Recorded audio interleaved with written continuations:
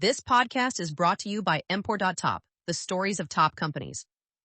Disclaimer: this AI-generated content is for informational purposes only and should not be considered as investment advice. Broadcom, the acquisition machine that ate Silicon Valley. Picture this scene. December 13th, 2024. The trading floor at the New York Stock Exchange erupts as Broadcom's market capitalization crosses $1 trillion for the first time. In the company's Palo Alto headquarters, there's no champagne celebration, no bell-ringing ceremony. Just another day at the office for Hock Tan, the Malaysian immigrant who built the most ruthlessly efficient acquisition machine in technology history. Here's the central paradox that should keep every Silicon Valley founder awake at night.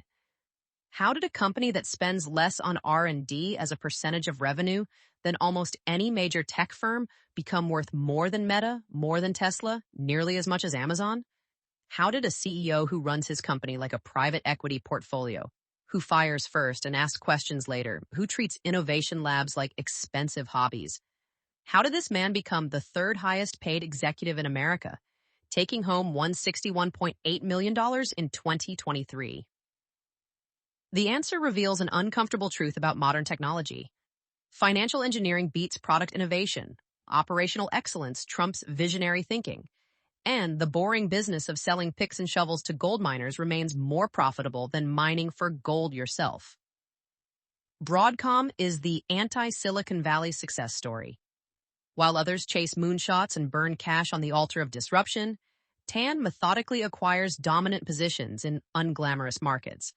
The chips that power your iPhone's Wi-Fi, the software that runs bank mainframes, the virtualization layer beneath every enterprise cloud. Each acquisition follows the same playbook. Buy a market leader, slash costs by 30 to 50%, raise prices, integrate the technology into bundles customers can't refuse, repeat. The stock now trades around $295 as of August 2025. With an all-time high of $312.83 reached just days earlier. The company that employs 37,000 people generates EBITDA margins of nearly 49%, staggering efficiency in an industry where most companies sacrifice profitability for growth.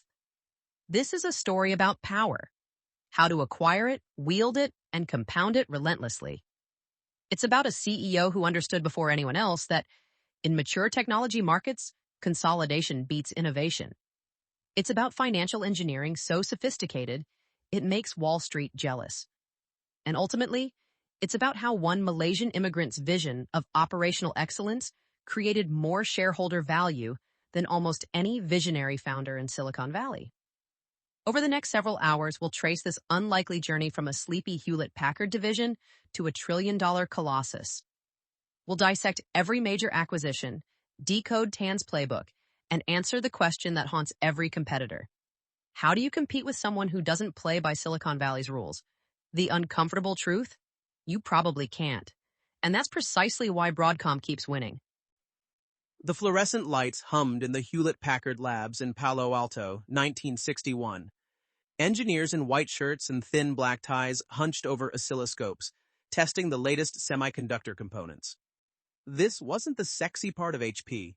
No computers here, no calculators that would later define the company. Just diodes, transistors, and the unglamorous building blocks of the electronics revolution. They called it HP Associates, later the Semiconductor Products Division, and for nearly 4 decades it would remain the forgotten stepchild of the HP empire. Fast forward to 1999. The dot-com bubble is reaching its frothy peak, and HP makes a decision that would inadvertently create one of the most valuable companies on Earth. Spin off the measurement and components businesses into a new entity called Agilent Technologies.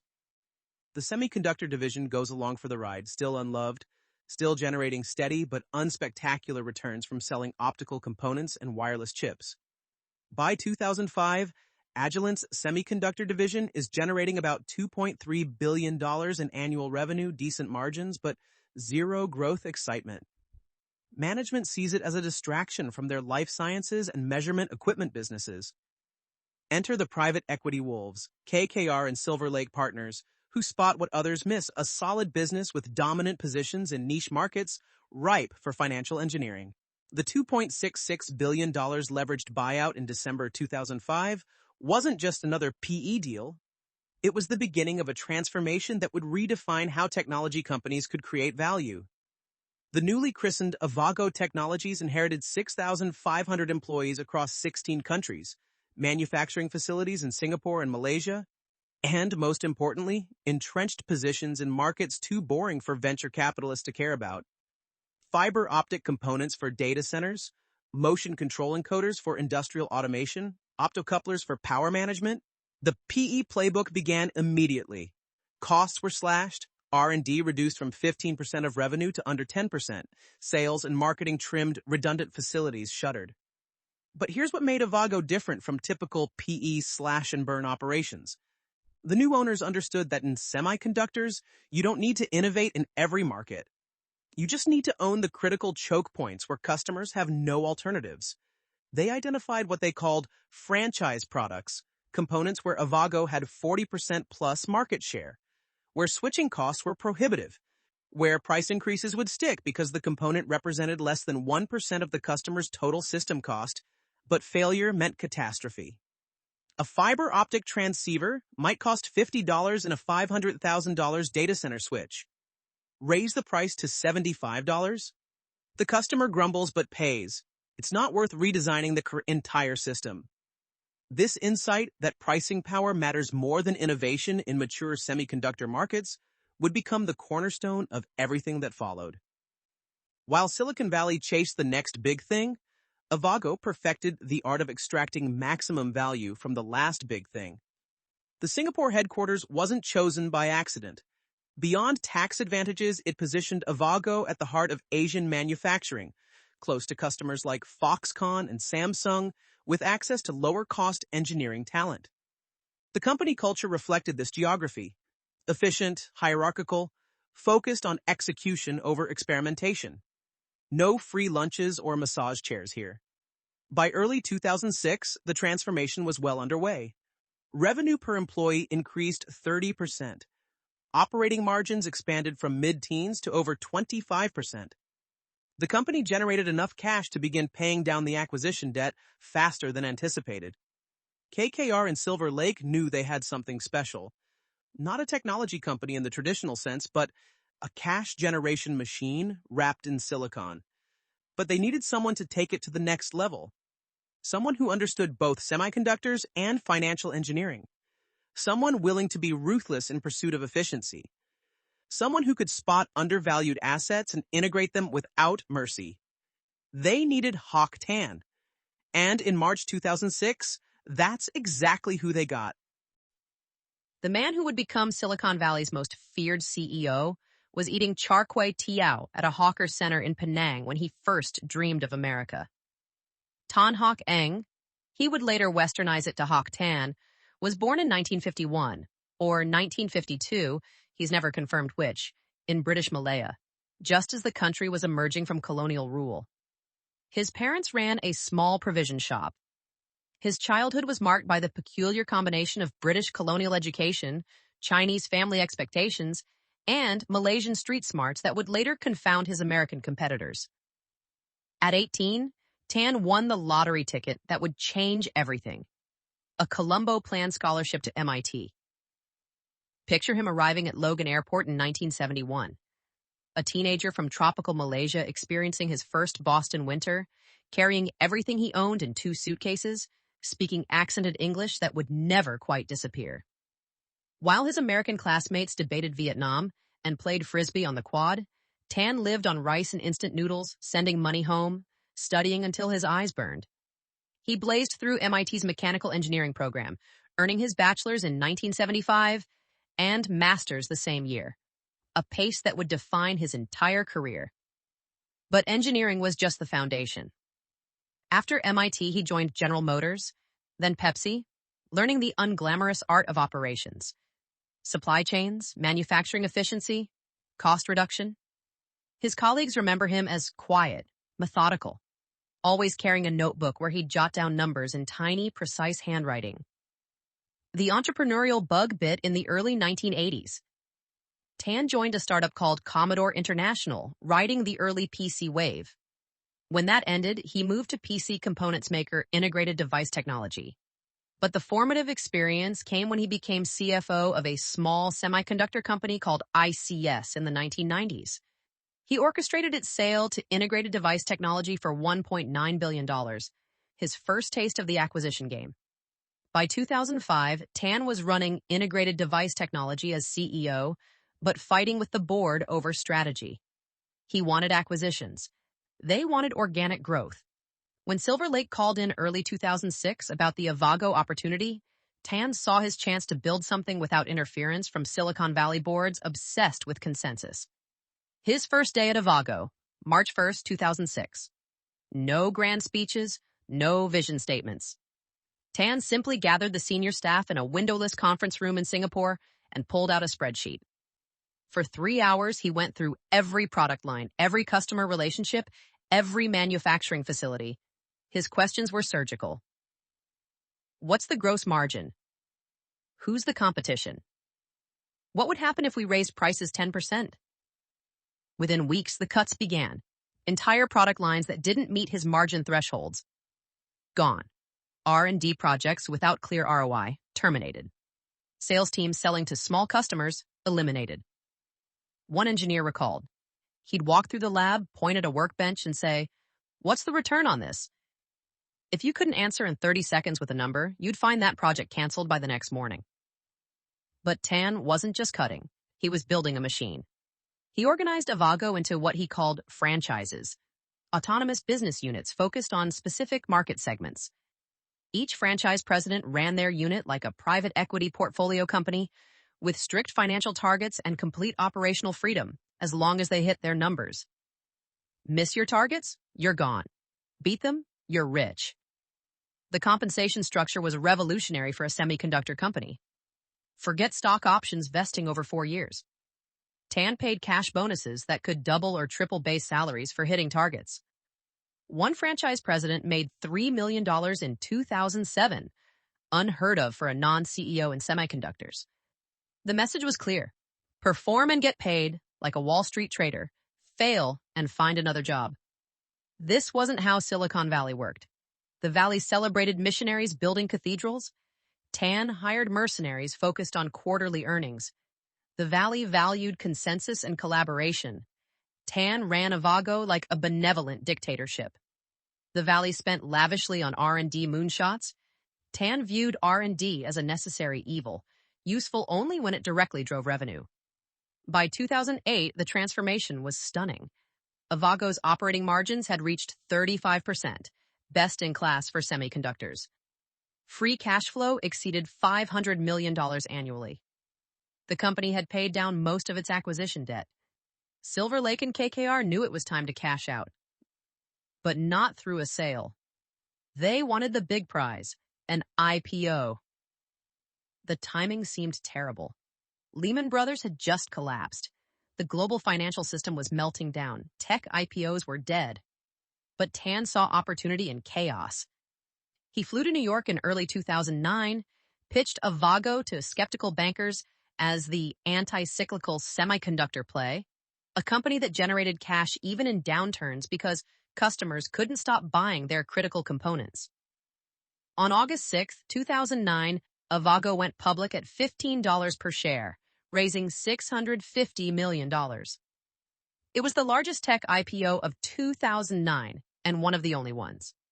The stock opened at $16.50 and never looked back. Silver Lake and KKR would eventually make over $10 billion on their $2.6 billion investment. One of the most successful PE exits in history. But for Tan, the IPO wasn't an exit, it was ammunition. Public currency meant he could do deals with stock. Access to debt markets meant he could leverage up for larger acquisitions. The real game was just beginning.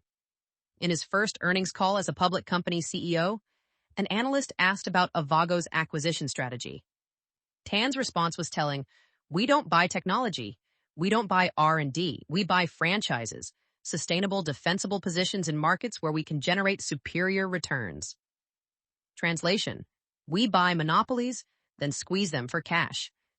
Silicon Valley just didn't know it yet. The email landed in LSI Corporation's CEO inbox at 6:47 a.m. on a September morning in 2013. We should talk. Hock. No pleasantries, no explanation, just two words that would trigger a $6.6 billion acquisition and establish Tan's reputation as semiconductor's most aggressive consolidator. LSI's CEO knew exactly what this meant. Tan had been circling for months, showing up at the same industry conferences, asking pointed questions about LSI's storage controller business during supposedly casual conversations. The Avago machine had already digested several smaller acquisitions. Psyoptics for $400 million, a small optical components company that Tan had stripped down and integrated in less than 6 months. But LSI would be different. This was Tan's first mega deal. 10 times larger than anything Avago had attempted. LSI was a Silicon Valley institution, founded in 1981 by Wilfred Corrigan, one of the legendary Fairchildren who'd left Fairchild Semiconductor to build the modern chip industry. By 2013, LSI had become a sprawling conglomerate: storage controllers, networking processors, custom ASICs, with $2.5 billion in revenue but declining margins and no clear strategy. The deal, announced December 16, 2013, valued LSI at $6.6 billion, a 40% premium to its market cap. The financing structure revealed Tan's sophistication. Avago would use $1 billion cash from the balance sheet, a $4.6 billion term loan, and crucially a $1 billion investment from Silver Lake Partners in the form of a 7-year 2% convertible note with a conversion price of $48.04 per share. Silver Lake, Tan's original backer, was doubling down. But here's where Tan's playbook diverged from typical semiconductor M&A. He didn't want LSI's entire portfolio. Within hours of the deal closing in May 2014, Tan was already carving up the company. Intel bought LSI's Axia networking processor business for $650 million, a unit that generated $113 million in revenue with 650 employees. Gone. The flash controller business, sold to Seagate for $450 million. Gone. What remained were the crown jewels: the storage controller business with 70% market share in enterprise RAID controllers, and the custom ASIC unit that designed chips for companies like Cisco. These were classic Tan franchises, dominant positions in markets where customers couldn't easily switch. The integration was brutal and swift. Avago anticipated achieving annual cost savings at a run rate of $200 million by the end of fiscal 2015. In reality, Tan exceeded that target within 6 months. Entire buildings in Milpitas were shuttered. The 12,000-person company was reduced to 7,000. R&D projects without clear 18-month revenue visibility were terminated. One former LSI engineer described the first all-hands meeting. Tan walked in, no slides, no vision speech. He just said, "We're not a technology company, we're a business. If you're working on something that doesn't directly generate revenue in the next 4 quarters, stop now and find something that does." The cultural transformation was even more dramatic. LSI had operated like a traditional Silicon Valley company, consensus-driven, engineering-focused, with elaborate decision-making processes. Tan replaced the entire executive team within 90 days. The new leaders were Tan loyalists who understood the playbook. Cut first, ask questions later. But the genius wasn't just in cost-cutting.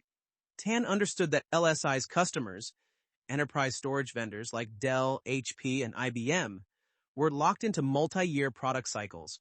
They couldn't switch suppliers without redesigning entire product lines. So while he cut costs by 40%, he raised prices by 15 to 20%. Customers complained, but paid. Where else would they go? The franchise model became clearer with LSI. Each business unit operated independently with its own P&L. The storage controller team in Colorado never spoke to the ASIC team in California. There were no synergies to chase, no grand integration plans. Just autonomous units generating cash, with Tan as the portfolio manager allocating capital to whoever generated the highest returns. This approach scandalized Silicon Valley traditionalists. "He runs Broadcom like an investment portfolio," one competitor's CEO told me, shaking his head. "They are all independent fiefdoms.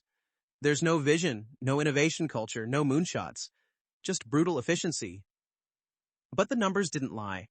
Within 18 months of closing, the LSI acquisition had increased Avago's free cash flow by $800 million annually. The company's stock price doubled.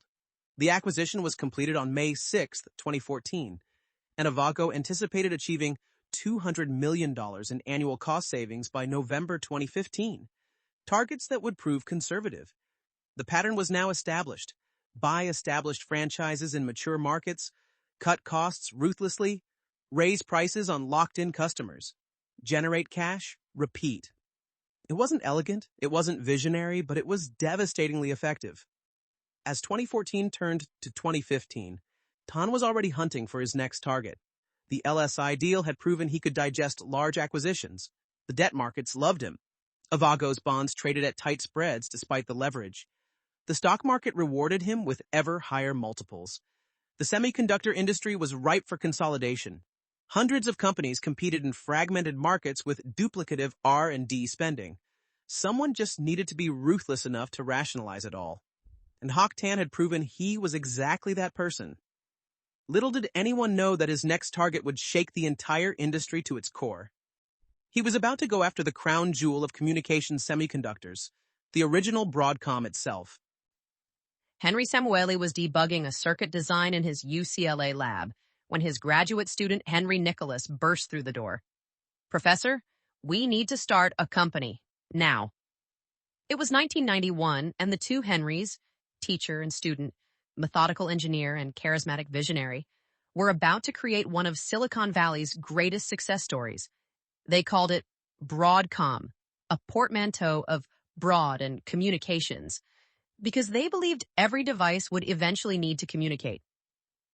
Their timing was perfect. The internet was exploding, Wi-Fi was being invented, and smartphones were still a decade away, but the infrastructure they'd need was being built.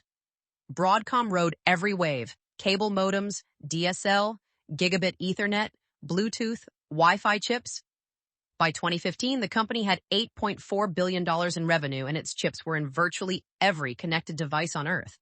But Broadcom had lost its way. The founders had departed. Nicholas in scandal after a wild period involving drugs and prostitutes that led to federal charges, later dropped. Samueli stepping back after SEC issues over backdated stock options. The company drifted through a series of professional CEOs who couldn't recapture the magic. Margins declined. The stock languished. Activist investors circled. On May 27, 2015, word leaked. Broadcom's stock surged 20% in minutes. The next morning, May 28th, the announcement came. Avago would acquire Broadcom in a cash and stock transaction that values the combined company at $77 billion in enterprise value. Upon completion of the acquisition, the combined company will have the most diversified communications platform in the semiconductor industry, with combined annual revenues of approximately $15 billion. The structure was classic Tan financial engineering. Avago would acquire Broadcom for $17 billion in cash consideration, and the economic equivalent of approximately 140 million Avago ordinary shares, valued at $20 billion as of May 27, 2015, resulting in Broadcom shareholders owning approximately 32% of the combined company.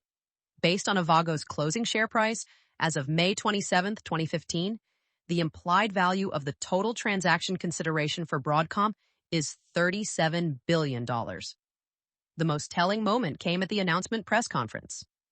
Reporters expected the usual merger platitudes about synergies and innovation. Instead, Tan was brutally honest. Today's announcement marks the combination of the unparalleled engineering prowess of Broadcom with Avago's heritage of technology from HP, AT&T, and LSI Logic in a landmark transaction for the semiconductor industry. The combination of Avago and Broadcom creates a global diversified leader in wired and wireless communication semiconductors. Avago has established a strong track record of successfully integrating companies onto its platform. Together with Broadcom, we intend to bring the combined company to a level of profitability consistent with Avago's long-term target model. Translation: we're going to apply the Avago playbook to Broadcom's bloated operations. The founders' reactions were revealing. Henry Samueli, ever the diplomat, praised the deal publicly. "We have found a culture and a management team that embody the best of the philosophies on which Broadcom was founded. But privately, insiders say he was devastated watching his life's work get dismantled. Henry Nicholas was more enthusiastic, perhaps seeing in Tan a kindred spirit of ruthless ambition. The culture on which Broadcom was founded was demanding, execution-oriented, and certainly not guaranteed to mesh with the average technology company. It was, however, a culture that enabled Broadcom to grow exponentially and emerge as the market leader in every major market segment involving broadband communications. In Avago, we have found a culture and a management team that embody the best of the philosophies on which Broadcom was founded, together with a fast-paced, no-nonsense, process-driven business culture that we need to take our combined company to the next level. I am confident that, under the visionary leadership of Hock Tan, the combined company will realize its potential to be the world's greatest semiconductor company. The integration began before the deal even closed. Tan formed integration teams that mapped every Broadcom product line, customer relationship, and employee. The verdict was swift. Connectivity chips, Wi-Fi, Bluetooth, were franchises worth keeping. The digital TV business? Questionable. The cellular baseband unit competing with Qualcomm? Dead on arrival. At closing, which completed on February 1st, 2016, Broadcom shareholders held 32% of the new Singapore-based company to be called Broadcom Limited. But here came Tan's masterstroke. He kept the Broadcom name. Avago Technologies Limited changed its name to Broadcom to acquire Broadcom Corporation in January 2016. Avago's ticker symbol, AVGO, now represents the merged entity. The Broadcom Corporation ticker symbol, BRCM, was retired. This wasn't sentimentality. The Broadcom brand carried weight with customers that Avago never could.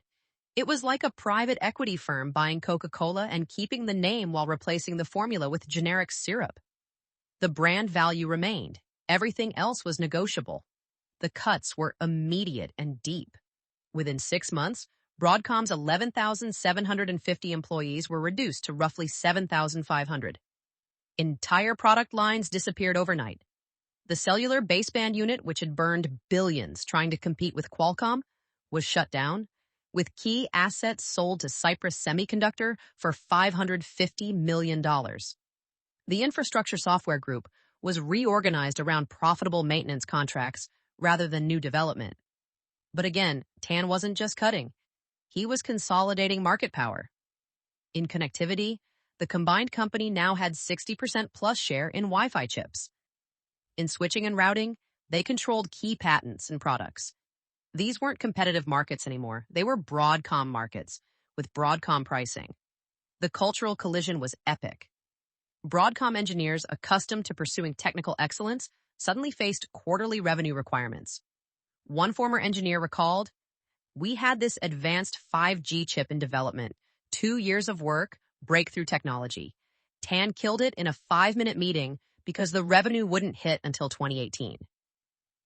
The financial results, however, were undeniable. In the first full year after closing, the combined company generated $17 billion in revenue, with operating margins exceeding 40%. Free cash flow nearly doubled to $7 billion. The stock price soared from $150 to over $200. More importantly, the deal established a new template for semiconductor consolidation. This wasn't about technology synergies or innovation acceleration. It was about market power, pricing leverage, and operational excellence. The rest of the industry watched in horror and admiration as Tan demonstrated that in mature semiconductor markets, the best technology doesn't win. The best operator does. The new Broadcom also inherited something invaluable. Broadcom Corporation's patent portfolio, ranked among the top 10 in semiconductors. These weren't just defensive patents.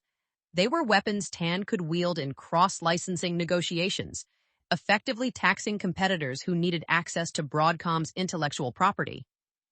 By late 2016, the transformation was complete. The company that started as a $6 billion GP spinoff now generated more cash flow than Intel on a fraction of the revenue. Tan had proven his model could scale. The question was, how much bigger could he go? The answer would shock even his admirers. Tan was about to attempt something that had never been tried in technology, a hostile takeover of one of America's most strategic technology companies. The target? Qualcomm. The price? $117 billion. The outcome would reshape not just the semiconductor industry, but the relationship between technology and national security. The PowerPoint slide on the wall of Qualcomm's boardroom showed a simple chart. Broadcom's offer of $70 per share versus Qualcomm's closing price of $64.50. It was November 6, 2017, and Hock Tan had just launched the hostile takeover that would define the limits of corporate ambition in the modern semiconductor industry. The initial offer, $105 billion.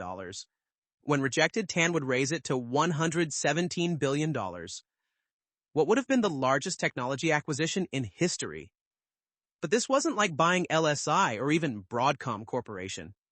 Qualcomm wasn't just another semiconductor company. It was the crown jewel of American wireless technology, holder of the fundamental patents for 3G, 4G, and the emerging 5G standards. Every smartphone on Earth paid Qualcomm a licensing fee. More importantly, Qualcomm was America's champion in the race against China's Huawei for 5G dominance. Tan's strategy was brilliant in its simplicity.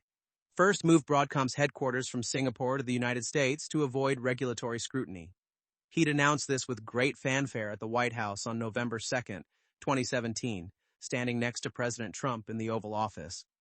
Trump beamed as Tan pledged to bring 20,000 jobs to America. One of the really great companies, Trump called Broadcom. Just 4 days later, Tan launched his attack. Within days of its redomiciling announcement, Broadcom disclosed its hostile bid for Qualcomm. The initial offer of $70 per share was rejected. Tan raised to $82. Rejected again. Qualcomm resisted Broadcom's bid, which resulted in Broadcom revising its bid on 2 separate occasions for a final announced value of $117 billion. Qualcomm's board was terrified. They knew exactly what Tan would do to their company. The R&D labs shuttered, the moonshot projects canceled, the transformation from technology innovator to cash cow. In desperation, they played the one card that could stop Tan: national security. On January 29, 2018, Qualcomm submitted a unilateral CFIUS notice requesting review of Broadcom's actions aimed at electing a majority of directors at Qualcomm. This was unprecedented. Typically, both parties cooperate to seek CFIUS approval. But Qualcomm was using CFIUS as a defensive weapon against a hostile takeover. The Committee on Foreign Investment in the United States, CFIUS, immediately saw the threat. Senator Cornyn's letter argued that Broadcom would drastically cut Qualcomm's investment in 5G wireless technology research and development, creating a market opening for China's Huawei to move into a dominant position, potentially threatening U.S. national security. A CFIUS letter to both companies laid out the concern starkly. The administration did not detail its national security concerns, but CFIUS last week sent a letter to the attorneys of the 2 companies saying it was concerned research and development at Qualcomm might atrophy under Broadcom's direction, according to a copy that was reviewed by the Washington Post. If that happened, China's Huawei Technologies, a rival to Qualcomm and a major producer of mobile chips, might become much more dominant around the world. What followed was a chess match of corporate maneuvering. Broadcom tried to accelerate its redomiciling to the United States, hoping to escape CFIUS jurisdiction. Deals between American companies fall outside CFIUS's purview. The order was signed just hours after Broadcom sought to avoid the purview of the Committee on Foreign Investment in the United States, CFIUS, by accelerating its relocation of its headquarters from Singapore to the United States. Broadcom said yesterday that it would speed up its relocation plans and have its headquarters in the U.S. by April 3rd, 2 days before Qualcomm's rescheduled annual meeting of stockholders, where Broadcom hoped to put its directors up to a vote. But CFIUS moved faster. CFIUS also issued an interim order to the parties directing that Qualcomm's annual stockholder meeting, scheduled for March 6, 2018, be adjourned for 30 days to allow for further investigation by CFIUS. Then came the knockout blow. On March 12, 2018, after CFIUS had met with Broadcom, the president issued the order blocking the transaction. The language was extraordinary in its finality. Broadcom and Qualcomm shall immediately and permanently abandon the proposed takeover. The order also stipulated that all 15 individuals listed on the proxy card filed by Broadcom were disqualified from standing for election as directors of Qualcomm. The order was truly unprecedented, marking the first time in CFIUS's history that a transaction was blocked before an acquisition agreement was even signed. This wasn't just blocking a deal. It was preemptively killing even the possibility of a deal. Tan's response was measured but revealed his frustration. Broadcom strongly disagrees that its proposed acquisition of Qualcomm raises any national security concerns. But there was nothing he could do. The President of the United States had personally intervened to stop him. The irony was thick. The move by Trump to kill the deal comes only months after the U.S. President himself stood next to Broadcom Chief Executive Hock Tan at the White House, announcing the company's decision to move its headquarters to the United States and calling it one of the really great companies. For Tan, this was more than a failed acquisition. It was a fundamental shift in strategy. If he couldn't consolidate semiconductors through mega deals, he'd have to find another path to growth. The answer would surprise everyone: software. In April 2018, just weeks after the Qualcomm deal died, Broadcom announced it would relocate its legal address from Singapore to Delaware, which would avoid the review. The company was now officially American, removing one obstacle to future deals. But Tan had learned his lesson. His next targets wouldn't be strategic semiconductor assets that could trigger national security reviews. They would be something entirely different. Boring, essential enterprise software that no regulator would care about but every corporation needed. The pivot from chips to code was about to begin. And it would prove even more lucrative than anyone imagined. The conference room at CA Technologies' Long Island headquarters felt like a time capsule. Wood paneling from the 1980s, beige carpets, the faint smell of decades-old coffee. It was July 11th, 2018, just 4 months after Trump killed the Qualcomm deal, and Hock Tan was about to announce his most audacious pivot yet. Broadcom was buying a mainframe software company for $18.9 billion. Wall Street was baffled. Broadcom and CA Technologies on Wednesday announced that Broadcom has agreed to acquire the enterprise technology company for $18.9 billion in cash. The deal values CA stock at about $44.50 per share, or a premium of about 20% to the closing price of CA common stock on July 11th.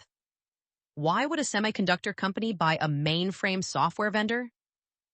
CA Technologies, formerly Computer Associates, was everything Silicon Valley wasn't.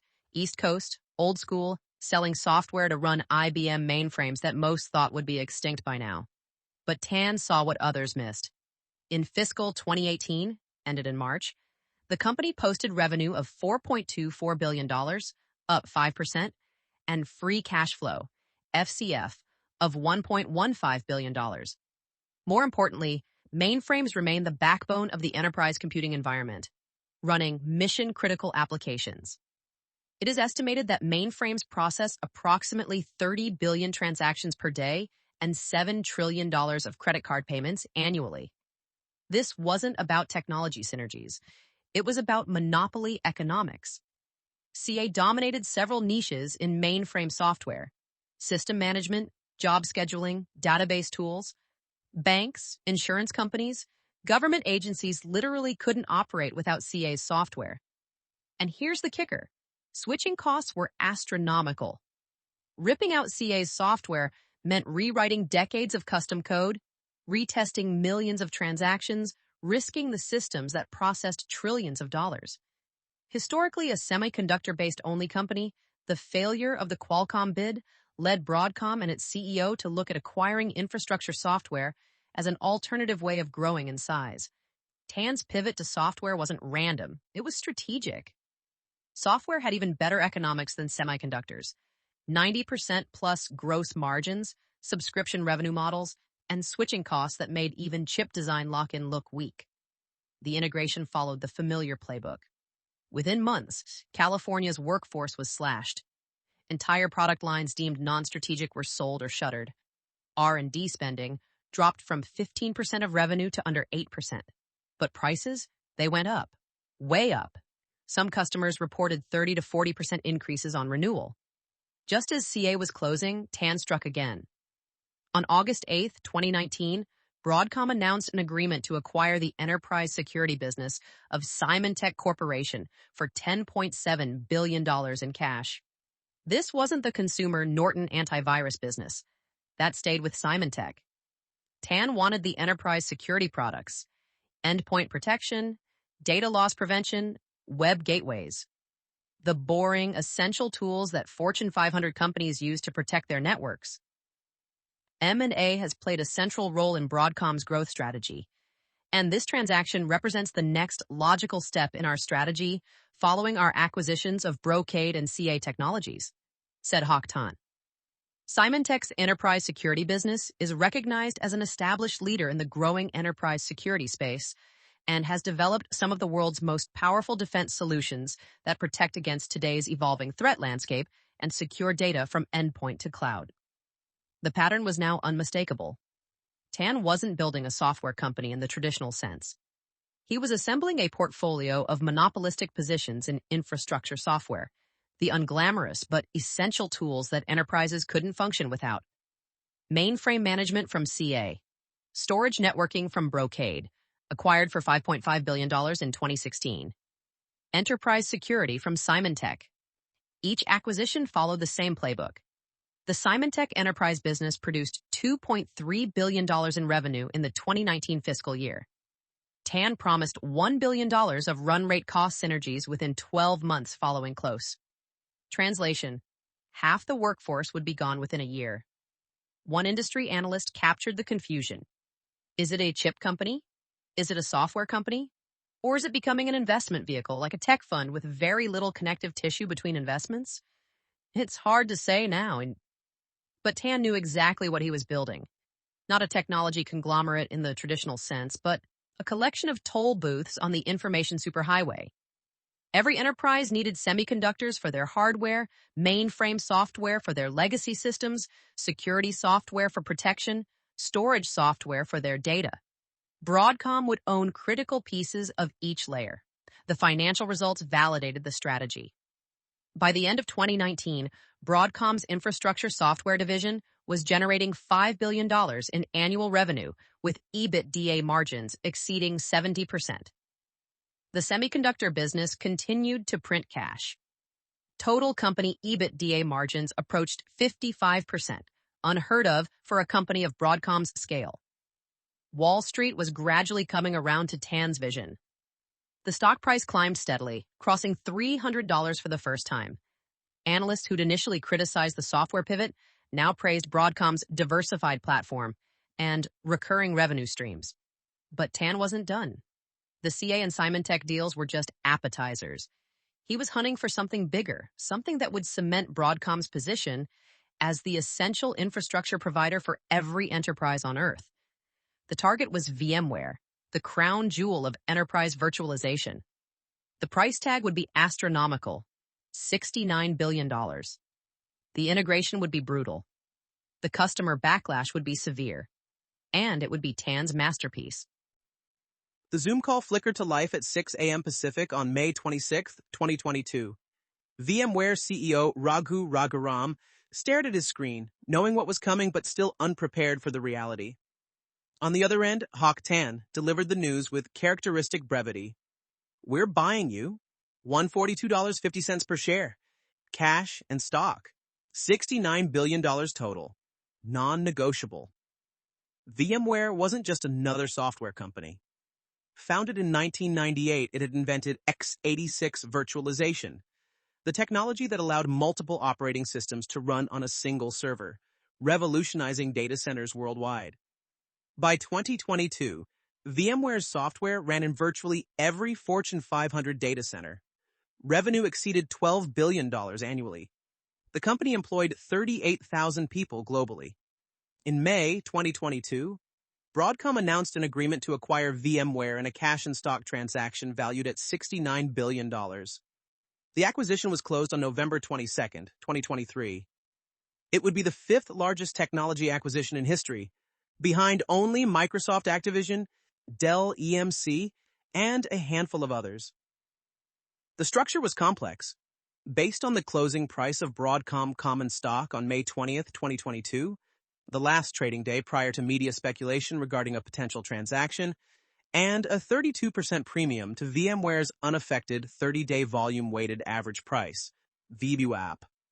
Upon closing of the transaction, based on the outstanding shares of each company as of the date hereof, current Broadcom shareholders will own approximately 88%, and current VMware shareholders would own 12% of the combined company. But the real story wasn't the price. It was the regulatory gauntlet. Unlike CA or Symantec, VMware was strategically important. Regulators in the US, EU, UK, and China all launched investigations. The European Commission officially decided to start a 4-month investigation into the Broadcom VMware pairing, putting a significant crimp in Tan's plans for closing the deal. The United Kingdom's Competition and Markets Authority, CMA regulator, initiated an advanced review phase on the deal. The concerns were legitimate. VMware's vSphere hypervisor had 70% plus market share in enterprise virtualization. Broadcom's chips powered many of the servers VMware ran on. Regulators feared Broadcom would use its hardware position to disadvantage VMware competitors or bundle products in anti-competitive ways. Tan's response was masterful. He made minimal concessions, agreeing to keep VMware products interoperable with competitors' hardware, maintaining certain APIs.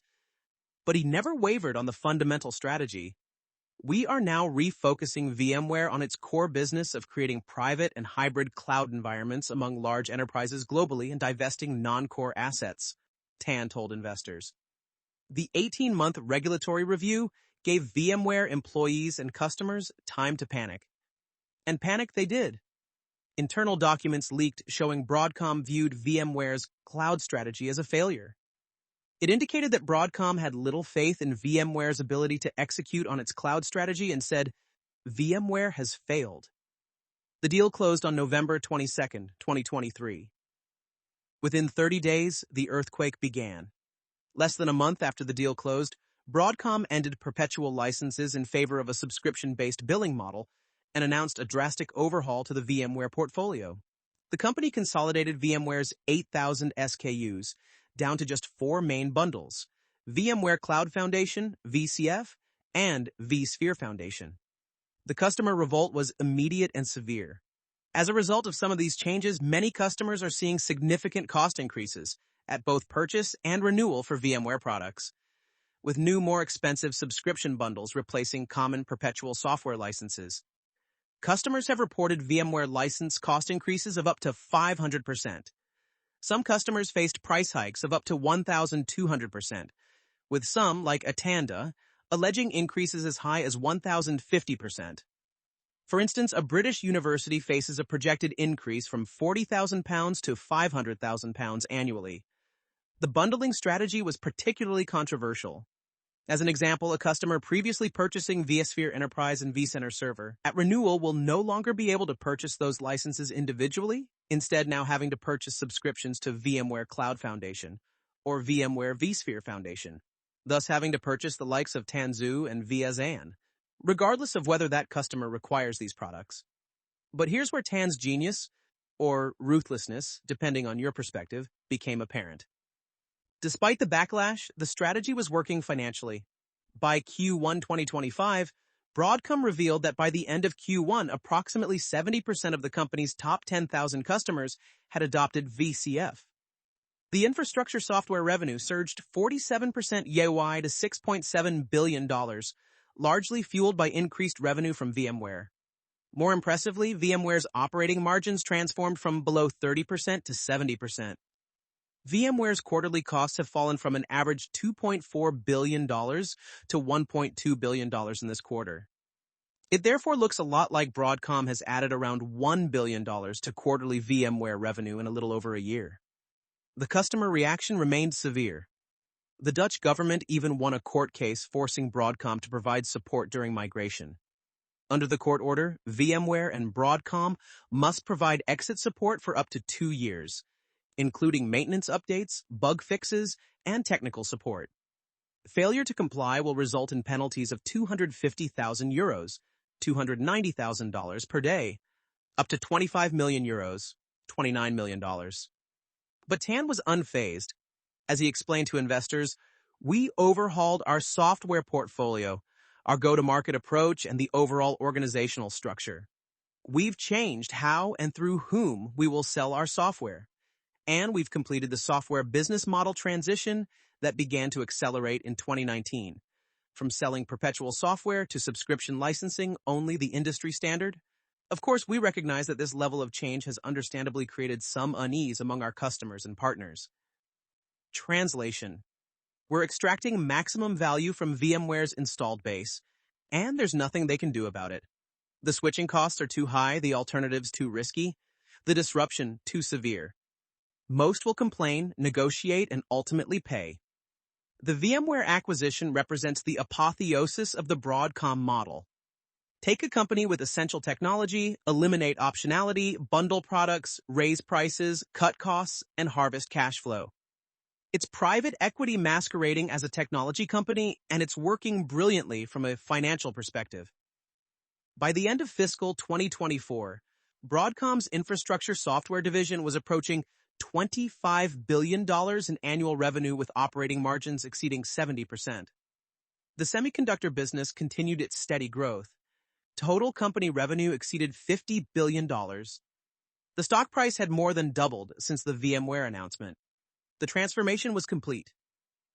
Broadcom had evolved from a $2.6 billion semiconductor spinoff to a diversified infrastructure colossus worth over $1 trillion. And it had done so not through innovation or vision, but through ruthless operational excellence and financial engineering. The conference room at Google's Mountain View headquarters was silent, except for the hum of air conditioning. It was March 2024, and Hock Tan was presenting something unprecedented. Broadcom would design and manufacture Google's next-generation TPU, Tensor Processing Unit, at a scale and complexity never before attempted by an external partner. The price tag wasn't disclosed, but industry insiders estimated it at $15, $20 billion over 3 years. This wasn't Broadcom chasing the AI hype. While NVIDIA was grabbing headlines with its H100 GPUs selling for $40,000 each, Tan was quietly positioning Broadcom as the arms dealer to everyone building their own AI weapons. The strategy was brilliant. Let NVIDIA own the merchant silicon market while Broadcom owned the custom silicon that hyperscalers really wanted. Our AI revenue, which came from strength in custom AI accelerators, or XPUs and networking, grew 220%. Tan announced in December 2024. For the year, the company said AI revenue jumped 220% to $12.2 billion. But this wasn't about competing with NVIDIA on general-purpose GPUs. This was about something far more strategic. We currently have 3 hyperscale customers who have developed their own multi-generational AI XPU roadmap to be deployed at varying rates over the next 3 years, Tan revealed. Industry insiders knew exactly who these were: Google with its TPUs, Meta with its training clusters, and likely Amazon or another major player. In 2027, we believe each of them plans to deploy 1 million XPU clusters across a single fabric. The numbers were staggering. AI revenue serviceable addressable market for XPUs and network in the range of $60 billion to $90 billion in fiscal year 2027 alone. Broadcom was positioning itself to capture the majority of this market. The strategy was classic Tan. Don't compete where you can't win. Dominate where others can't compete. NVIDIA owned the merchant silicon market for AI training. Their CUDA ecosystem was too entrenched. But hyperscalers didn't want to be dependent on NVIDIA. They wanted custom silicon optimized for their specific workloads, and only Broadcom had the design expertise, manufacturing relationships, and financial resources to deliver at scale. Broadcom's 3.5D Extreme Dimension System and Package XDIP platform technology, enabling consumer AI customers to develop next-generation custom accelerators, XPUs. The 3.5D XDSIP integrates more than 6,000 square millimeters of silicon and up to 12 high-bandwidth memory, HBM stacks, in one packaged device. Technology that even NVIDIA struggled to match. But the real moat wasn't just the chips. It was the entire ecosystem. Broadcom's Ethernet networking solutions enhanced the efficiency of high-speed data transfers crucial for AI operations. The Tomahawk 6 switch, introduced in Q2 2025, is capable of supporting clusters of over 100,000 AI accelerators. Unlike proprietary interconnects such as NVIDIA's NVLink, Broadcom's Ethernet-based solutions offer interoperability and cost efficiency. The networking component was crucial. AI networking revenue accounted for 76% of Broadcom's total networking revenue, which grew by 158% year over year. As demand for AI cluster connectivity grows, networking components could account for 15%, 20% of total AI-related silicon content by FY 2027, compared to the current 5%, 10%. This wasn't just selling chips. It was becoming the infrastructure backbone of the AI revolution. While the media obsessed over ChatGPT and generative AI applications, Tan focused on the boring but essential plumbing that made it all possible. The anti-NVIDIA positioning was deliberate and brilliant. During one earnings call, an analyst asked about competition with NVIDIA. Tan's response was revealing. We don't compete with NVIDIA. They sell merchant silicon to thousands of customers. We partner with 3 or 4 hyperscalers to build custom solutions. Different business, different economics, different value proposition. Translation: NVIDIA gets the glory and the headlines.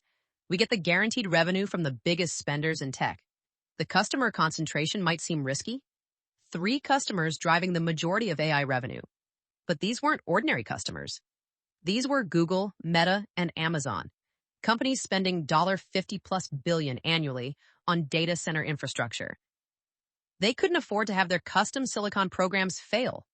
Once committed, they were locked in for years. By mid-2025, the AI transformation was accelerating. 3 existing hyperscale customers intend to use Broadcom Kit to build million XPU clusters, an addressable opportunity worth between $60 and $90 billion in 2027. Broadcom's next-generation XPUs, built on a 3 nanometers process, will debut in the second half of 2025. The first products in the field built at 3 nanometers. The financial impact was profound. AI semiconductor revenue grew 46% YoY to over $4.4 billion in Q2 2025 alone. The company expects growth in AI semiconductor revenue to accelerate to $5.1 billion in Q3, delivering 10 consecutive quarters of growth. But here's what made Broadcom's AI strategy truly brilliant. It wasn't trying to democratize AI like NVIDIA.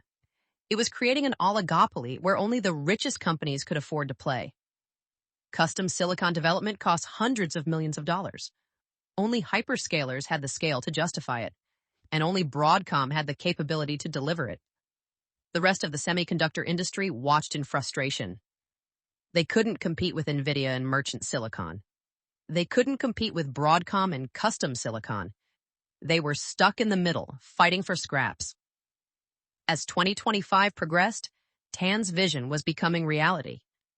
Broadcom wasn't just participating in the AI boom, it was architecting the infrastructure that would define it for the next decade.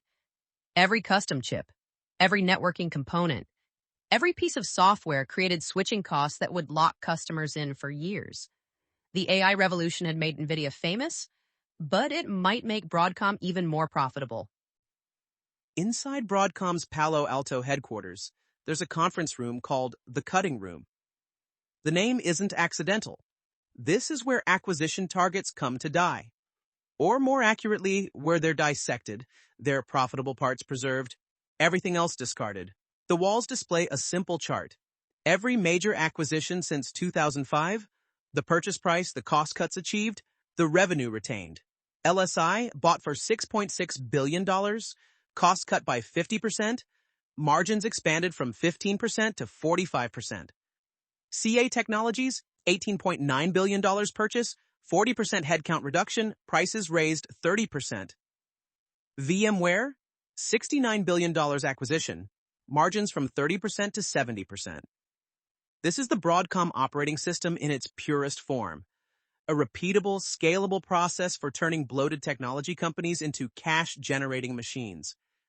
It's private equity dressed up as a technology conglomerate, and it works with ruthless efficiency. The franchise philosophy. We don't buy companies, we buy franchises. Tan has repeated this mantra hundreds of times, but few truly understand what it means. A franchise, in Broadcom's terminology, isn't just a market-leading product. It's a product that meets 4 specific criteria. First, it must have 40% plus market share in its category. Dominance matters more than growth. Second, switching costs must be prohibitive, not just financially, but operationally. Customers should fear the disruption of switching more than the pain of price increases. Third, the product must be mission critical, but represent less than 5% of the customer's total system cost. This allows for significant price increases without triggering procurement revolts. Fourth, the technology must be mature enough that competitors won't disrupt it with innovation. Wi-Fi chips for smartphones? Perfect franchise. Broadcom has 60% share. Switching would require redesigning the entire phone. Storage controllers for enterprise servers? Ideal 70% market share embedded in millions of systems. Mainframe software? The ultimate franchise. Customers literally cannot operate without it. But here's what Broadcom doesn't buy. Moonshots, platforms with potential, or anything that requires market education. The company has never, not once, created a new product category. It only buys what already dominates. The 90-day massacre.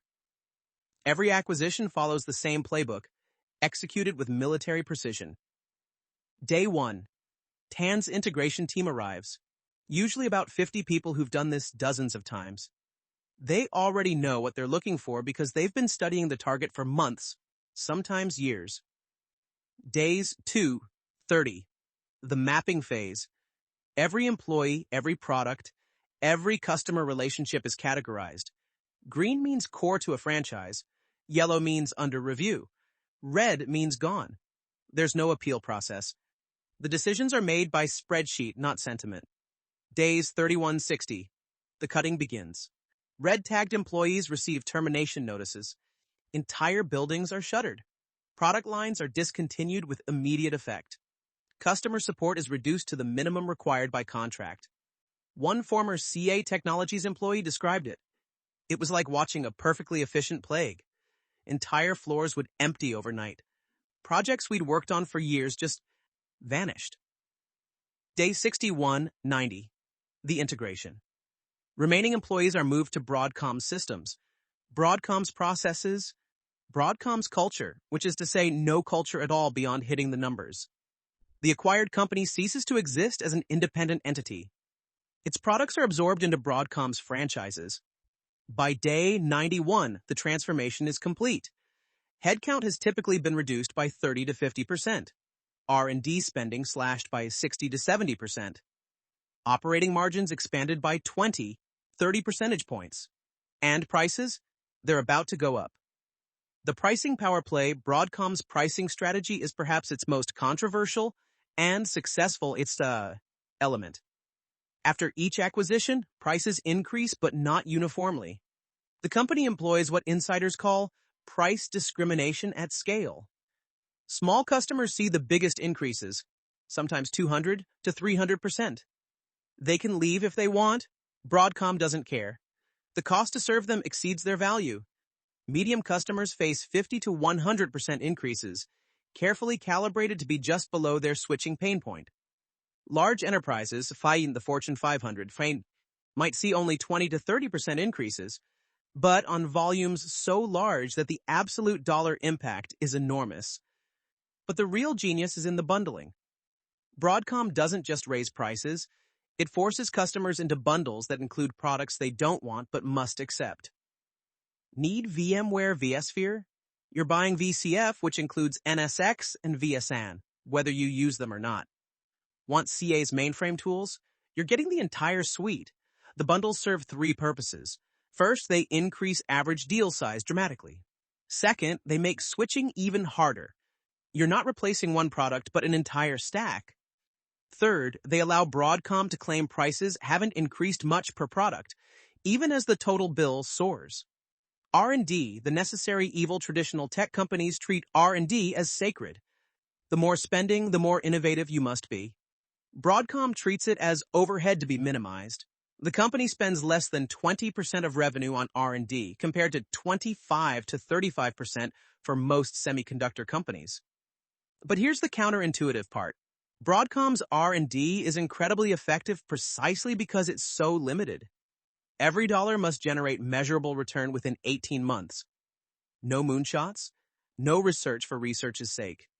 Just targeted development to maintain franchise positions. The company maintains what it calls innovation theaters, small teams that create minor feature improvements to justify price increases and prevent customer revolt. Version 2.1 might add 5% better performance, just enough to claim continuous innovation without actually disrupting anything. Real innovation happens through acquisition. Why spend billions developing new technology when you can buy the market leader after someone else took the risk? It's arbitrage masquerading as strategy. The power of know what Broadcom doesn't do is as important as what it does. The company doesn't chase growth markets. It buys mature ones. It doesn't educate customers. It serves those who already understand the value. It doesn't build platforms, it sells products. It doesn't create ecosystems. It extracts value from existing ones. This discipline is ruthlessly enforced. Executives who propose growth initiatives are often fired.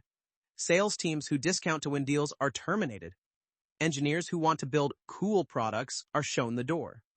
One former VMware executive recalled proposing a new cloud-native product that could capture share from younger competitors. Tan listened for about 5 minutes, then asked one question. Will this generate $100 million in revenue next quarter?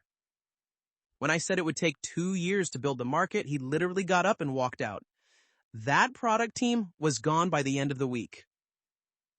Capital allocation mastery. Every dollar at Broadcom has a job, and that job is to generate more dollars. The capital allocation framework is elegant in its simplicity. First priority, service debt from acquisitions.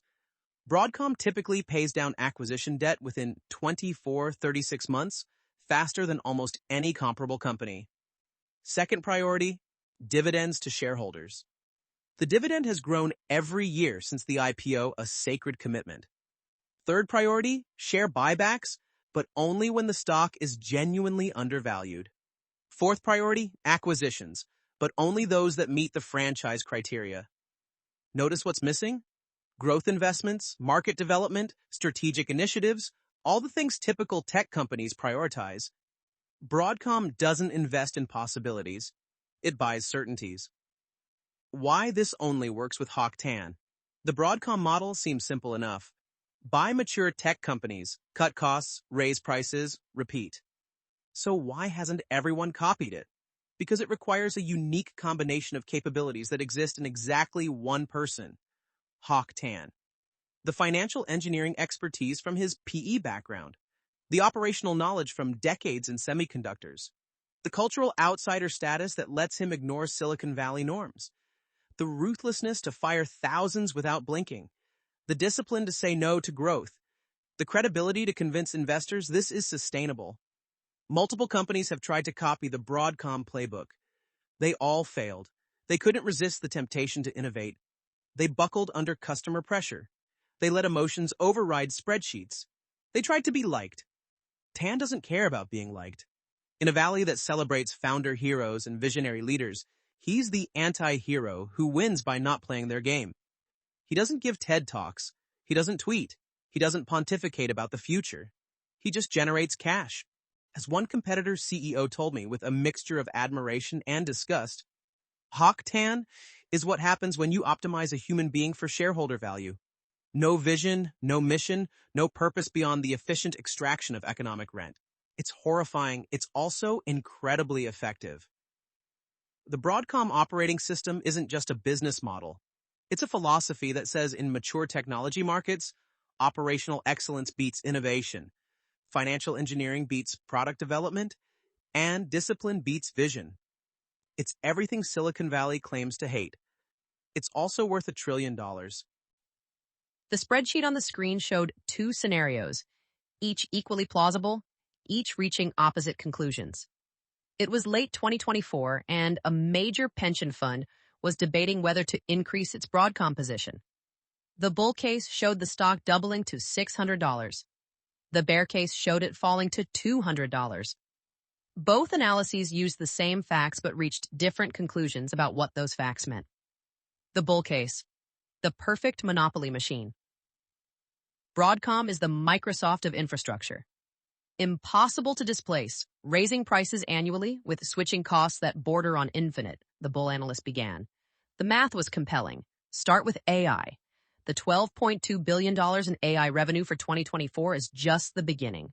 With 3 hyperscalers committed to million XPU clusters by 2027, and Broadcom capturing 70% of custom silicon spending, AI revenue alone could reach $40, $50 billion by 2027.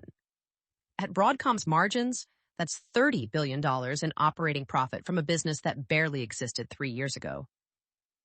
VMware's transformation validates the model perfectly. Despite customer fury, 70% of the top 10,000 customers have adopted VCF. Revenue per customer has increased 3-5x. Operating margins expanded from 30% to 70%. The griping is loud, but the checks keep clearing. Where else will they go? The alternatives, rebuilding on public cloud, migrating to unproven platforms, are far more expensive and risky than paying Broadcom's ransom. The infrastructure software portfolio is a collection of monopolies. CA's mainframe software literally cannot be replaced. Banks would rather pay 10x than risk their core systems. Symantec's enterprise security is embedded so deeply that extraction would take years. Each acquisition isn't just accretive, it's a permanent tax on enterprise IT. The semiconductor franchise model continues to compound. Every smartphone needs Broadcom's RF chips. Every data center needs their switches. Every fiber optic network needs their components. These aren't competitive markets anymore. They're Broadcom markets where the company sets prices and terms. Financially, the company is a fortress. Free cash flow exceeds $20 billion annually and growing. Debt from the VMware acquisition will be paid down within 3 years. The dividend is sacred, growing every year. Share buybacks are disciplined only when value is clear. The multiple expansion story is compelling. Broadcom trades at 15x forward EBITDA compared to 25-30x for software monopolies like Microsoft or Adobe. As the mix shifts toward higher margin software, the multiple should re-rate higher. A 20x multiple on $35 billion of 2027 EBITDA implies a $700 billion market cap or $150 per share upside. Most importantly, there's no competition. Who else can design custom silicon at scale? Who else can integrate massive software acquisitions? Who else has the balance sheet for $50+ billion deals? Who else has Hock Tan? Broadcom isn't a technology company, the bull concluded. It's a toll booth on the digital economy, and traffic is only increasing. The bear case, the revolt risk. Broadcom is one customer revolt away from catastrophe, the bear analyst countered. They're extracting value, not creating it, and eventually customers will find alternatives. The customer concentration is terrifying. 3 hyperscalers drive the majority of AI revenue. If even one decides to develop capabilities in-house or switch to alternative suppliers, billions in revenue evaporate overnight. Google has already shown signs of designing more chips internally. Amazon's Graviton processors prove they can build their own silicon. What happens when they no longer need Broadcom? VMware's customer exodus is real and accelerating. Despite the claimed 70% VCF adoption, industry surveys show 40 to 50% of customers actively planning migration. The Dutch government's legal victory forcing support during migration sets a precedent. Once enterprises complete their 3-year contracts, many will leave. VMware could lose 30 to 40% of its revenue base by 2027. The pricing power is approaching its limits. AT&T's lawsuit over 1,050% price increases is just the beginning. European regulators are investigating. Customer coalitions are forming. Eventually, the backlash becomes unbearable, forcing either regulatory intervention or mass exodus. The innovation deficit will eventually matter. Broadcom spends the least on R&D of any major tech company. While they milk existing franchises, competitors develop alternatives. Open source projects like OpenStack threaten VMware. RISC-V could disrupt proprietary architectures. NVIDIA's networking products are gaining share. The moats are wide but not eternal. Hock Tan is 72 years old. The entire model depends on his unique combination of ruthlessness and competence. No successor has been identified. When Tan steps down, and actuarially that's soon, who runs this machine? The culture is so dependent on one man that succession risk alone could destroy $200 billion in market value. The regulatory scrutiny is intensifying. The Qualcomm deal was blocked. European authorities are investigating VMware bundling. Chinese regulators could restrict access to their market. The bigger Broadcom gets, the more it attracts regulatory attention. The next major acquisition might be impossible. Valuation is stretched even in the bull scenario. At $295 per share, Broadcom trades at 35x free cash flow, higher than most growth companies despite being a mature consolidator. The company is priced for perfection. Any stumble, a failed integration, customer defection, regulatory action, could trigger a 40% correction. The technology sector is cyclical and we're late cycle. AI spending will eventually slow. Enterprise IT budgets will tighten. When the music stops, Broadcom's leverage to force price increases evaporates. The company has never been tested in a true technology recession with this much leverage and customer antagonism. Broadcom is optimized for extraction in a growing market, the bear concluded. When growth slows and customers have time to switch, the model breaks. They're picking up pennies in front of a steamroller. The financial reality strip away the narratives and focus on numbers. Broadcom's fiscal 2024 revenue was $51.6 billion, up 44% year over year. But organic growth, excluding VMware, was just 7%. The company is financially engineering growth through acquisition, not creating it organically.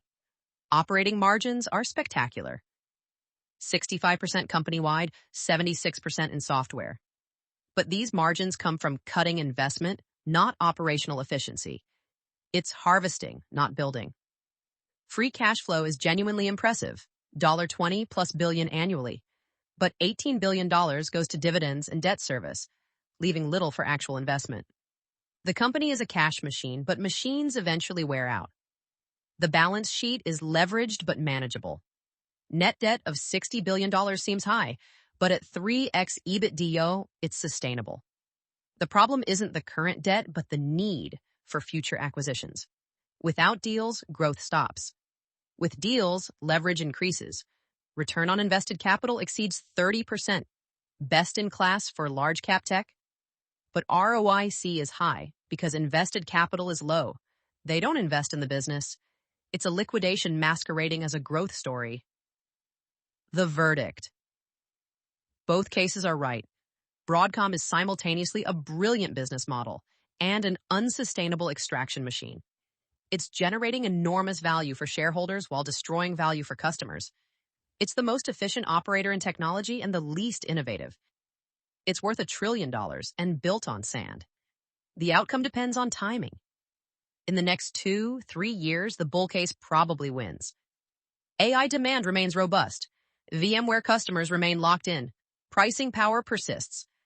The stock could reach $400 and $500. But in 5-10 years, the bear case becomes probable. Customers find alternatives, regulators intervene, Tan retires, growth slows. The unraveling could be swift and brutal. For investors, Broadcom represents a fascinating paradox. A value stock priced like growth, a monopoly that's temporary, a machine that prints money but might be destroying its own future. It's either the best business model in technology or an elaborate private equity scheme that's gone too far. As one hedge fund manager summarized, "I'm long Broadcom and short humanity. One of those positions will eventually be wrong. I'm betting it's the second one." The sun was setting over San Francisco Bay as Hock Tan stood in his office, looking out at a Silicon Valley he'd conquered without ever truly joining. It was December 2024, days after Broadcom crossed the $1 trillion threshold. On his desk sat 2 items: a congratulatory note from Tim Cook, whose Apple depended entirely on Broadcom's chips, and a class action lawsuit from VMware customers alleging anti-competitive practices. Both made him smile. What Broadcom tells us about modern tech: We want to believe technology companies succeed through innovation, that the best product wins, that creating value for customers creates value for shareholders. Broadcom proves the opposite can be true. Sometimes, perhaps often, financial engineering beats product engineering. Sometimes the winner is whoever can extract the most value from existing innovations, not whoever creates new ones. This is deeply uncomfortable for Silicon Valley's self-image. The Valley likes to think of itself as humanity's R&D department, pushing the boundaries of the possible. Broadcom suggests it might actually be humanity's tax collector, extracting rent from innovations that have already happened. The traditional Silicon Valley playbook, raise venture capital, build innovative products, grow users, monetize later, looks almost quaint compared to Broadcom's approach. Buy monopolies, cut costs, raise prices, repeat. One model creates consumer surplus, the other captures it. One requires vision, the other just requires spreadsheets. Yet Broadcom's success isn't just about financial engineering. It's about understanding a fundamental shift in technology markets. As industries mature, innovation matters less than execution. When every company needs Wi-Fi chips, the winner isn't who makes them 10% better, but who can deliver them profitably at scale. When every enterprise runs on virtualization, market share matters more than features. The cultural impact Broadcom has changed Silicon Valley in ways both subtle and profound. The company has normalized behaviors once considered beyond the pale. Mass layoffs immediately after acquisitions, price increases that border on extortion, the complete abandonment of innovation in favor of extraction. Other companies are learning from Broadcom's playbook. Oracle's infrastructure cloud pricing, Salesforce's acquisition strategy, Adobe's subscription bundling, all show Broadcom's influence. The idea that you can succeed by acquiring and optimizing rather than innovating is spreading. This creates a troubling dynamic. If the most successful companies are those that extract value rather than create it, why would anyone build anything new? Why take the risk of innovation when you can wait for others to prove the market, then buy and optimize? We're seeing the early signs of this shift. Venture capital is flowing toward AI and crypto, the last remaining frontiers where innovation still matters. Everything else is consolidating. The middle market of technology is disappearing, replaced by giants like Broadcom that own entire categories. Lessons for founders. If you're building a technology company today, Broadcom offers both a cautionary tale and a potential exit strategy. The cautionary tale. Build something truly differentiated or you'll eventually be absorbed and optimized out of existence. The exit strategy. Build a franchise position in a niche market, and Broadcom might pay you billions to go away. The key is understanding what Broadcom values: market dominance, customer lock-in, predictable revenue, and minimal competition. If you can build that, you're acquisition bait. If you can't, you're irrelevant. But here's the dark truth. Building for acquisition by Broadcom means building something your customers can't escape from. It means creating switching costs so high that price increases don't matter. It means becoming a necessary evil. That's not the founder's journey most entrepreneurs envision. The ultimate question. Is Broadcom the future of technology conglomerates? The answer depends on whether you believe technology markets will continue to mature and consolidate, or whether new waves of innovation will disrupt existing structures. The bull case for Broadcomification is compelling. Most technology markets do mature. Most innovations do become commoditized. Most customers do value stability over innovation once their basic needs are met. In this world, Broadcom's model, buying mature franchises and optimizing them ruthlessly, is perfectly adapted. The bear case requires faith in human creativity. It assumes new innovations will continuously disrupt existing markets, that customers will revolt against extraction, that regulators will intervene, that open source and new architectures will break monopolies. It requires believing that Broadcom's model works only in a specific historical moment that's ending. The man and the machine. Perhaps the most fascinating aspect of Broadcom is how completely it reflects one man's worldview. Hock Tan built a company that operates exactly like he does, ruthlessly efficient, financially focused, utterly unsentimental. There's something almost admirable about the purity of it. Tan never pretended to be a visionary. He never claimed to be changing the world. He simply set out to generate returns for shareholders, and he's done exactly that. In a valley full of founders claiming to make the world a better place while building advertising monopolies, there's something refreshing about Tan's honesty. But there's also something troubling about a trillion-dollar company with no mission beyond making money. Broadcom doesn't even pretend to have values beyond shareholder value. It doesn't aspire to anything beyond efficiency. It's capitalism reduced to its purest form, the allocation of capital for the generation of more capital with no higher purpose. The final reflection. Standing in that office looking out at the valley, Tan might reflect on what he's built. Not technology. He's never invented anything. Not a culture. Broadcom has none. Not a legacy. He'll be remembered as the man who proved you could succeed without innovation. What he built was a machine. A perfectly efficient machine for turning market dominance into cash flow. A machine that works brilliantly as long as the inputs. Mature technology markets with locked-in customers keep flowing. A machine that might be the logical endpoint of capitalism in the technology age. Whether that machine is sustainable, whether it's good for technology progress, whether it's the model others should follow, these questions don't interest Tan. The machine works, the cash flows, the stock price rises. By the only metrics that matter to Broadcom, it's a complete success. But for the rest of us, Broadcom poses uncomfortable questions. If this is what winning looks like in mature technology markets, do we want to win? If operational excellence means abandoning innovation, is it really excellent? If creating shareholder value means extracting customer value, who ultimately benefits? Broadcom is worth $1 trillion. It's also a mirror reflecting uncomfortable truths about modern capitalism, technology markets, and what we truly value. It's the company Silicon Valley deserves but doesn't want to acknowledge. In the end, Broadcom's greatest innovation might be proving that innovation doesn't matter. That's either the ultimate tragedy or the ultimate triumph of financial engineering over human creativity. The market has rendered its verdict, triumph, by $1 trillion. This podcast is brought to you by Empor.top, the stories of top companies. Disclaimer: this AI-generated content is for informational purposes only and should not be considered as investment advice.